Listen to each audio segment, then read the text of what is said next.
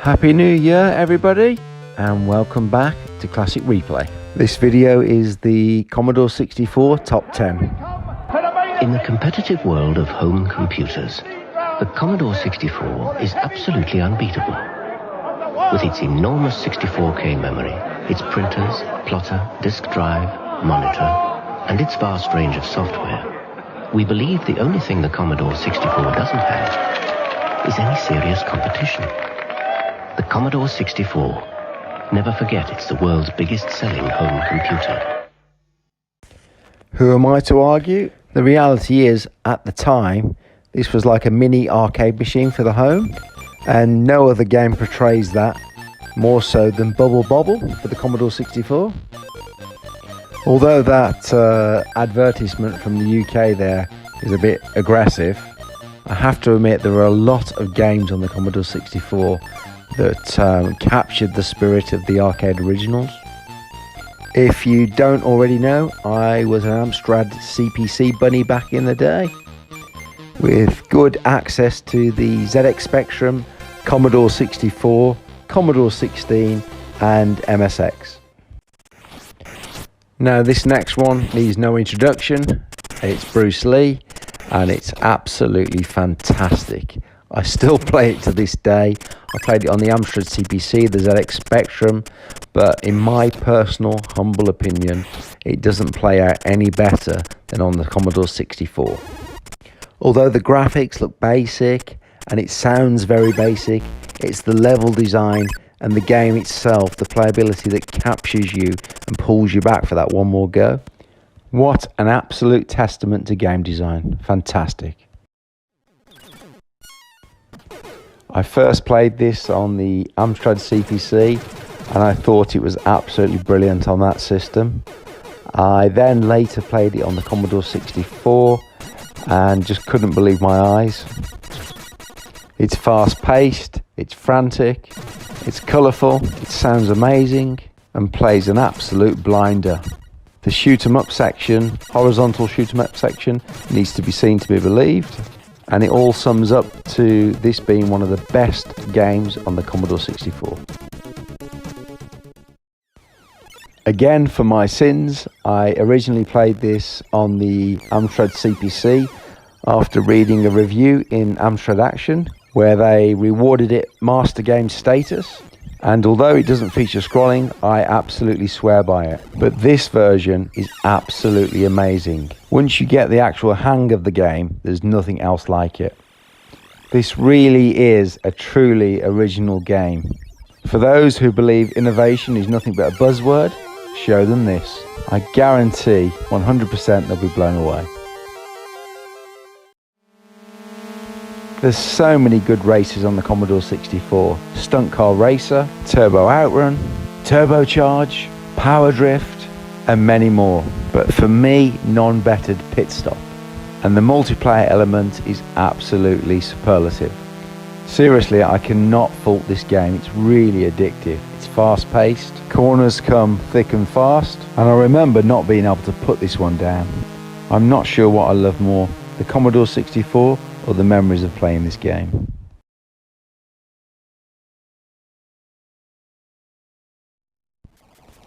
Let's face it, this is a very early version of Sensible Soccer, but saying that, this is the best football game I've ever played on an 8-bit machine. I can almost hear Emlyn Hughes international soccer fans wincing, but rest assured I love that game as well. I'm not going to lie to you, it really did come down to the toss of a coin. The 64 really did have a good abundance of footy games, but this primarily is the one I kind of come back to. I knew nothing about this game on the Commodore 64. I originally played it on the ZX Spectrum, then later on the Amstrad CPC, which was kind of like a cut down version. But then I played this and it blew everything away. You really have to play this game to believe it, to believe that it's all happening within 64K.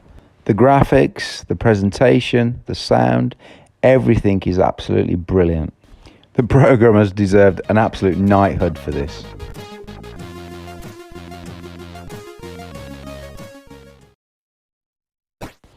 It's difficult to pin it down, but this is one of my favourite games of all time, especially on the Commodore 64. I had it on the Amstrad CPC, but it was absolute pish. They really did nail the presentation and the graphics in this game. I did later play it on the Atari Lynx and the Sega Mega Drive, but there's no place like home on the Commodore 64 for California games.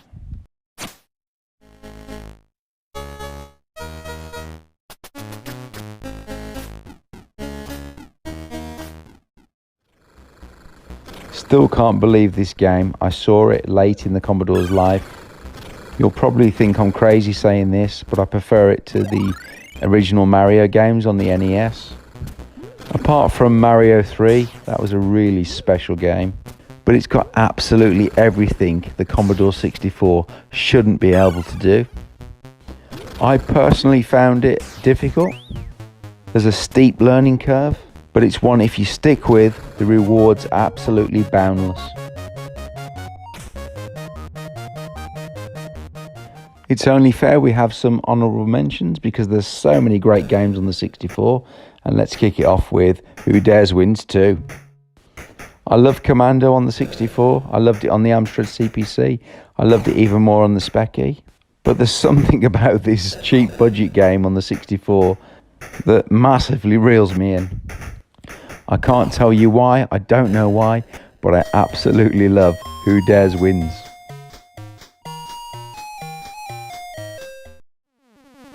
There's so many great shoot-em-ups on the Commodore 64, I really didn't know where to start, but this is one of the games that I come back to on a regular basis.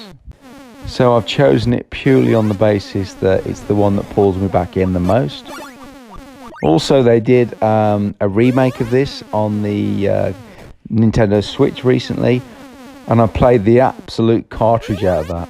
It's just one of those games that encapsulates that one more go, and you can't stop playing until you've seen it through to the end. So for me personally, it's absolutely brilliant. The only reason I chose Turrican 2 over this is because the shoot 'em up sections on Turrican 2 fantastic, absolutely fantastic. That's not to say that these shoot 'em up sections in this game aren't brilliant as well. I guess the second game is just bigger and badder than the first. I've never understood the issue with producing a game, even if it's a sequel, with more of the same great stuff of the original.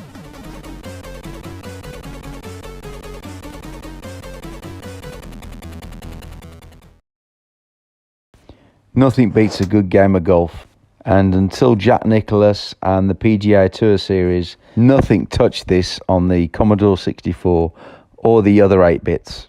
I probably shouldn't admit to this, but I still play leaderboard, tournament leaderboard, till this day. For me personally, this is definitely one of the best games US Gold ever, well, one of the best sports games US Gold ever published for the Commodore 64. And it's the reason I play golf today.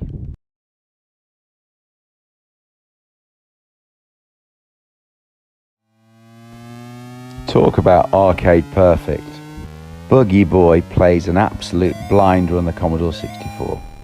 I don't think there's anything else like it. I had it on the Amstrad CPC originally. I played the Speccy version as well. Love both of those. But this, I played the Amiga version as well. But this trumps them all. It's so fast and so smooth.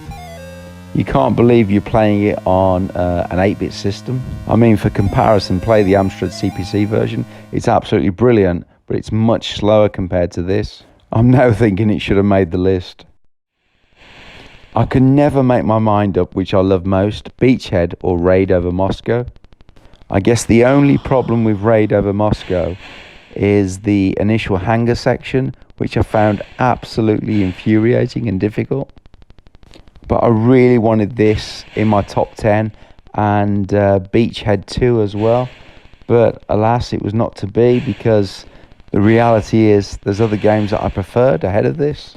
So ultimately I hate doing top 10s, but it is good to revisit your favourite games. So drum roll.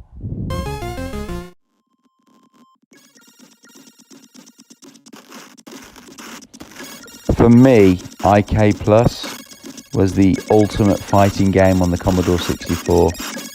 Yes, there were some greats before it, Way of the Exploding Fist, International Karate, and many more. But this took it that extra mile with the third fighter. Fantastic animation and gorgeous backdrops. You were basically the Karate Kid, and it felt like a real fight. If you were beaten, it was your fault, but you could get back up, readdress the situation, and seriously kick some butt on your way to that black belt. Anyway, I've spoken enough here. You can watch this video until the end. If you like this video, then please do me the honor of subscribing. There's the bell that you can click as well, which basically lets you know when I've uploaded a video. And please leave a comment, like, and let me know if there's anything you think I've missed or want me to cover. Enjoy the rest of the vid, and until next time, bye!